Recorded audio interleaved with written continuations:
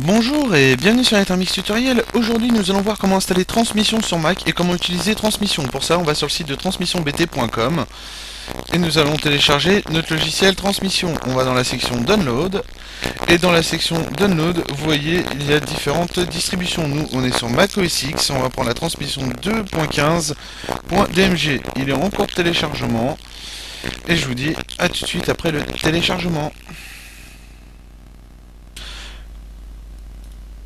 Voilà comment se présente Transmission, très simple d'utilisation, deux boutons. Créer un torrent, charger un torrent.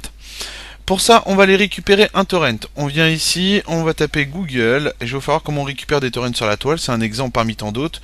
C'est pour vous faire voir le style de fichier qu'on va récupérer. Par exemple, on va chez Mandriva, Linux, téléchargement, et on va prendre le premier. Ici, tout ce qui aura marqué BitTorrent sur internet, vous allez pouvoir le télécharger avec Transmission. Donc les liens BitTorrent, on clique sur télécharger et partager. De là, il va se mettre à télécharger directement notre torrent. Là, on voit, hop, il vient de sauter dedans. Et là, nous avons notre torrent. Notre torrent est arrivé dans notre ordinateur. Bien sûr, c'est dans le Finder. Alors, hop, voilà. Dans téléchargement, et là, on voit nos deux torrents. Donc là, j'ai deux Mandriva torrent dans l'ordinateur. Et ce qu'on veut, c'est justement qu'il se télécharge. Pour ça, on va cliquer sur le petit dossier qui est ici. On va choisir notre torrent, donc dans les téléchargements, vu qu'ils sont arrivés, on va dedans. Et on clique sur ouvrir. Ici, voilà, il nous sélectionne tout. On va là, le MD5, on va le laisser aussi. On peut les mettre avec une petite couleur pour les différencier si on en avait envie. Après, on peut supprimer aussi le fichier torrent à la fin si on veut. Et là, démarrer tout de suite, il va démarrer tout de suite. On peut définir une priorité par rapport à ce torrent. Si vous avez 10, 20, 30 ou 50 torrents et celui-là, vous le voulez en priorité, vous allez pouvoir le mettre en priorité haute pour pouvoir l'avoir. Voilà, rien d'extraordinaire, on clique sur rajouter et c'est parti, il va se mettre à télécharger. Là vous voyez que vous allez pouvoir avoir les petites couleurs, bien sûr on peut modifier l'engrenage à l'intérieur, position haute, les limites de réception, les limites d'envoi. Et voilà, je pense qu'il n'y a rien d'autre à dire, c'est vraiment facile. Ici vous allez pouvoir supprimer directement, donc là il nous dit voulez-vous l'enlever de la liste, annuler. Autrement on peut faire clic droit sur notre torrent, vous voyez que là, hop, si je fais clic droit en plein milieu ça m'écrit un nouveau torrent, ouvrir un fichier torrent, ouvrir le torrent à l'adresse, montrer l'inspecteur. Donc là on peut arrêter en faisant clic droit sur notre torrent, arrêter la sélection, enlever de la liste. Et ainsi de suite, d'autres petites options, très facilement, c'est comme montrer l'inspecteur. Là, on voit le hash, les pièces, les transmissions, ainsi de suite. Et là, vous avez tout un tas d'options qui va vous indiquer les vitesses de téléchargement, ainsi de suite. Ou par exemple, le nombre de seeders ou de leashers par rapport au torrent. Et voilà, là, vous avez tout un tas de petites options. Et ça, c'est les options de base qu'on a vues tout à l'heure quand on se met sur l'application avec le petit engrenage ici. Là, on a le petit clou pour voir notre fichier dans notre ordinateur. Et de là, qu'est-ce qu'on a d'autre on peut le mettre en pause si on en a envie. On peut avoir ici directement la vue, mais bon, vu qu'il n'y a pas de sélection, on peut pas le voir. Ici, on peut afficher tout ça pour trier par téléchargement actif, encore téléchargement, ainsi de suite, envoi arrêté, etc. Voilà, ici on a les informations, rien d'extraordinaire. En haut, on va pouvoir configurer notre transmission par rapport aux préférences. On va dans les préférences de transmission, on va pouvoir avoir d'autres options au niveau de notre transmission. Vous avez de quoi faire. Au niveau des options, c'est comme au niveau des transferts, vous allez pouvoir garder des archives incomplètes si vous voulez.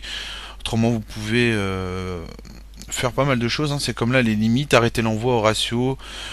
Si par exemple, limiter l'envoi, ça veut dire que vous avez téléchargé déjà votre torrent et il est en partage et vous pouvez justement arrêter l'envoi, ou votre torrent est en cours de téléchargement et vous pouvez mettre un ratio par rapport à l'envoi de votre torrent. Donc c'est au niveau du partage des torrents. De là vous pouvez affecter des couleurs si vous voulez, le réglage des couleurs, la bande passante, pareil, la vitesse de réception, la vitesse d'émission, vous allez pouvoir régler tout ça. Le nombre de paires, maximum global 200 paires, vous pouvez mettre 5000 paires, 10 000 paires, tout ce que vous voulez, vous pouvez régler tout ça. Et voilà. Niveau réseau, qu'est-ce qu'on a d'autre? On voit le port qui est en écoute, vous pouvez changer le port si vous voulez, c'est même conseillé.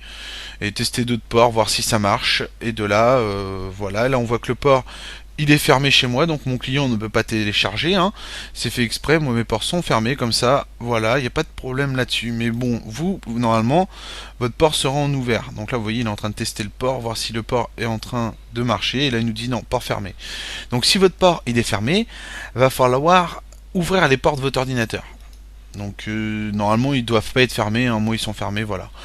Ici on a activé l'accès à distance, par exemple, vous mettez activer l'accès à distance et vous allez pouvoir accéder à votre transmission à distance pour télécharger vos torrents. Donc moi là le fichier télécharge pas, hein, c'est normal, c'est vraiment un mode de test pour vous faire voir comment ça marche.